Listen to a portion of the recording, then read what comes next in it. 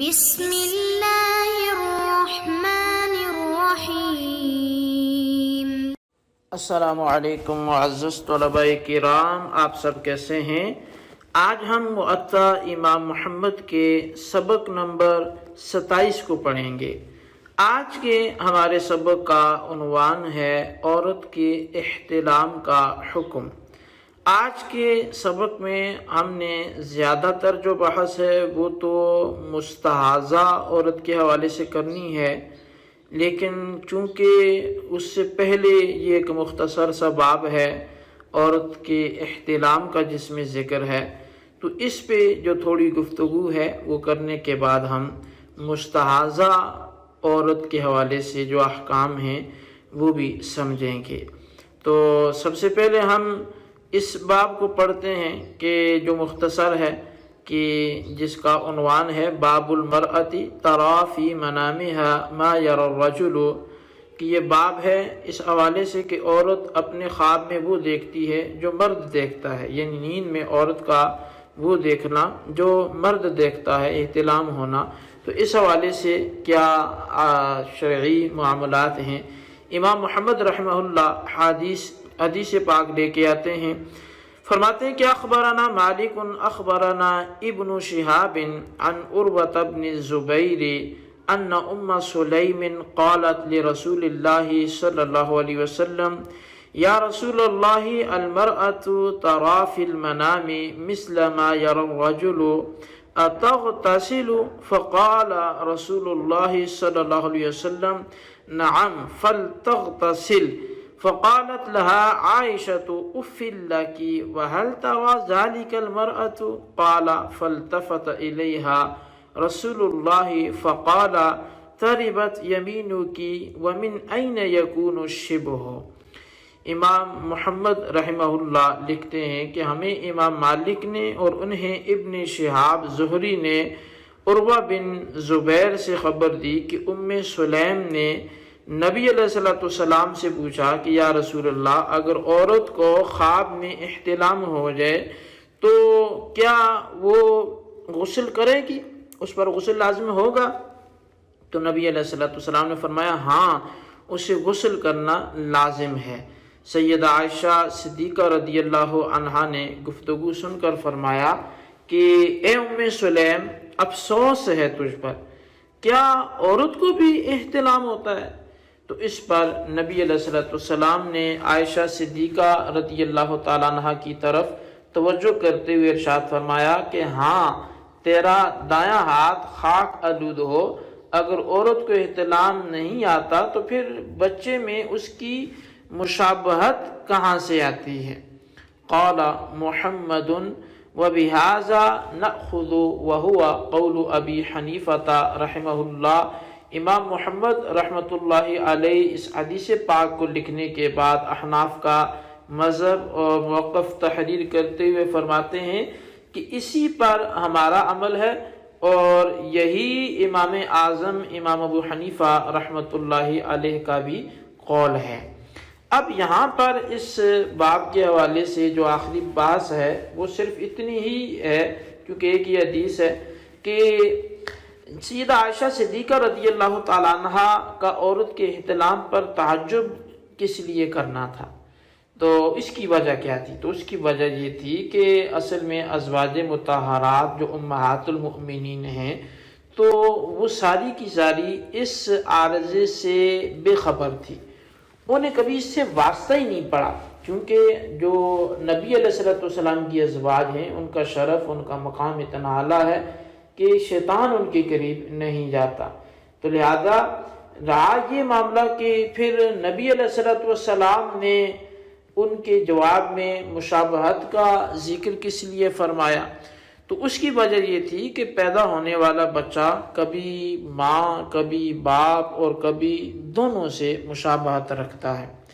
ایک مرتبہ اسی مشابہت کی وجہ نبی علیہ السلام سے پوچھی گئی تو آپ نے فرمایا کہ مرد اور عورت کی منی میں سے جو غالب ہوگی، ہونے والا بچہ اس سے زیادہ مشابہ ہوگا۔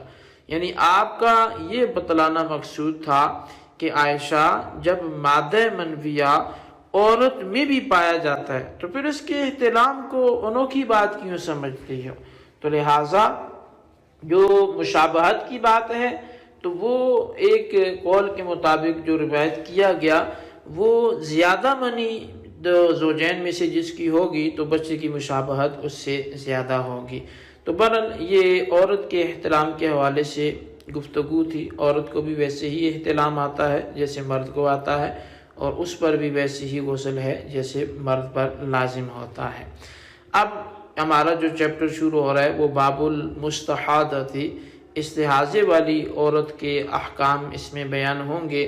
امام محمد علیہ رحمہ لکھتے ہیں اخبرنا مالک حدثنا نافع عن سلیمان بن یسار عن ام سلمۃ زوج النبی صلی اللہ علیہ وسلم ان امرأة كانت تحراق الدم على عهد رسول الله صلی اللہ علیہ وسلم فاستفتت لها ام سلمۃ رضی اللہ عنہا رسول اللہ صلی اللہ علیہ وسلم فقال لتنظر الليالي والأيام التي كانت تحيد من الشهر قبل أن يصيبها الذي أصابها فلتترك الصلاة قدر ذلك من الشهر فإذا خلفت ذلك فلتغتسل ثم لتستسفر بثوب فلتصلي۔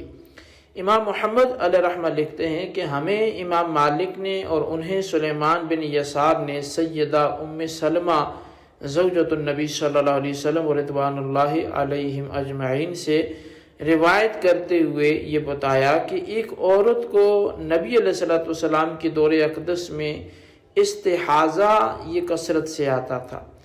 اس کے بارے میں سیدہ ام سلمہ رضی اللہ تعالیٰ عنہ نے نبی علیہ السلام سے پوچھا تو آپ نے فرمایا کہ ہر مہینے جتنے دن رات اس سے پہلے حیض آتا تھا وہ حیض ہی شمار کرے گی، اور اس کے بعد استحاضہ کا پھر حکم ہوگا۔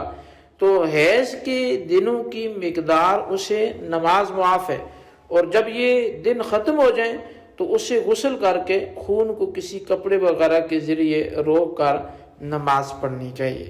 قال محمد وبهذا نأخذ وتتوضأ لوقت كل صلاة وتصلي إلى الوقت الآخر وإن سال دمها وهو قول أبي حنيفة۔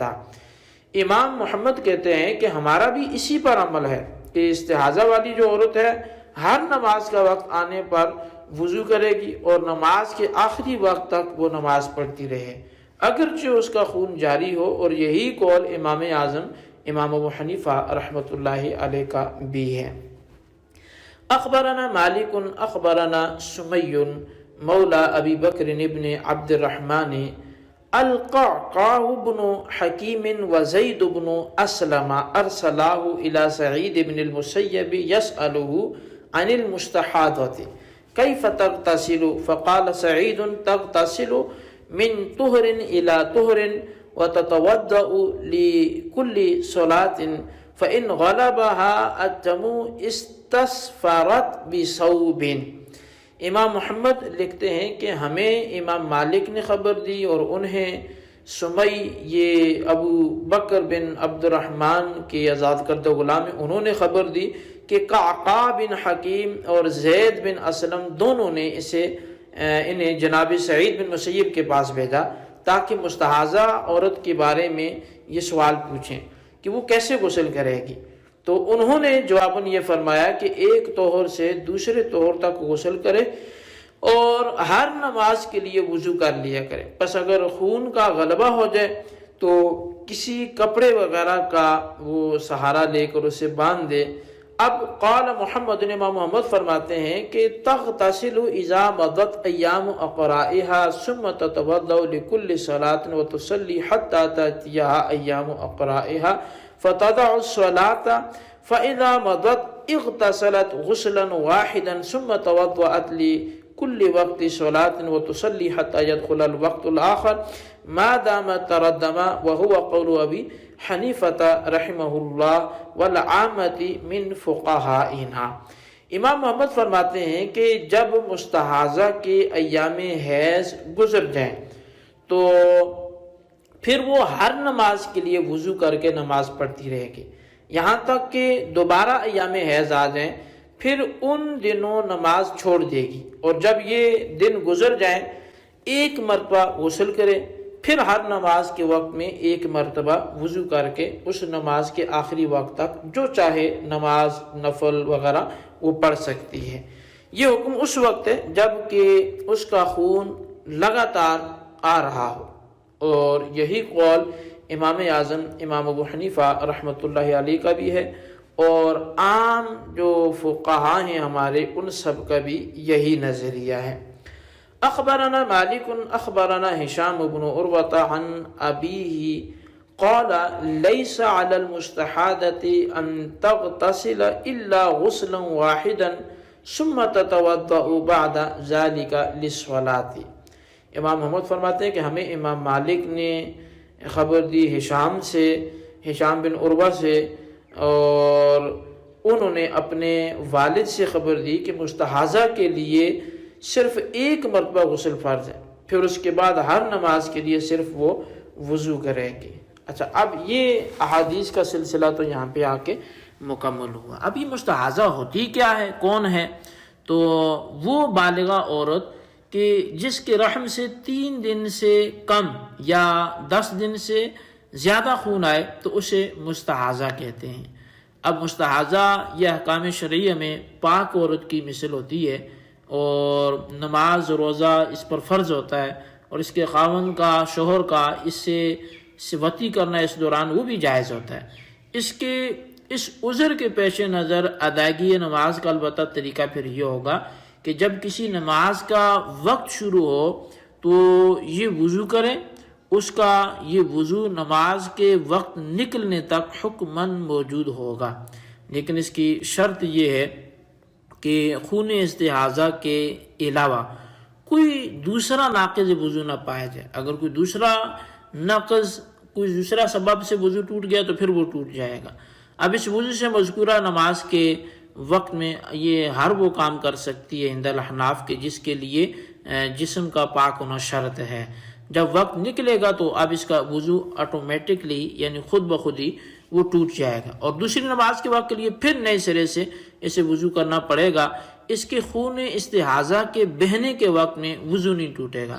اگر خون کثرت سے آ رہا ہے جس سے جسم یا کپڑے خون آلودہ ہونے کا خطرہ ہے تو پھر روئی یا کپڑے وغیرہ کو مخرج خون پر رکھ کر یہ روک لیا جائے۔ تو بہرحال مستحاضہ کو غسل کی ضرورت نہیں، صرف وضو سے ہی وہ پاک ہوتی جائے گی۔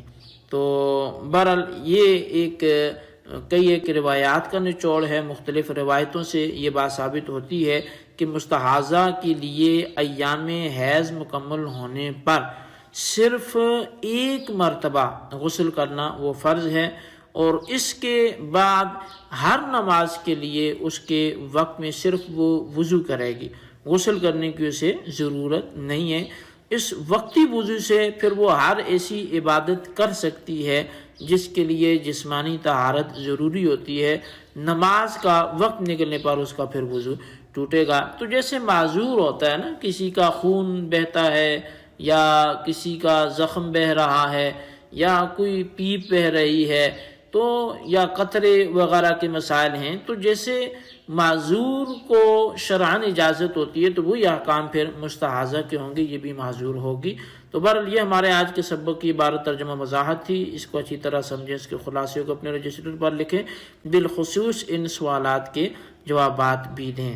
سوال نمبر 1 ہے کہ کیا عورت کو احتلام ہو سکتا ہے، اور سوال نمبر 2 یہ ہے کہ مستحاضہ کے لیے ہر وقت غسل کرنا ضروری ہے یا نہیں، تحریر کریں۔ اللہ تبارک و تعالیٰ سے دعا ہے جو کچھ ہم نے پڑھا سنوں سے یاد رکھنے کی توفیق نصیب فرمائے، آمین بجاہ نبی الامین صلی اللہ علیہ وسلم۔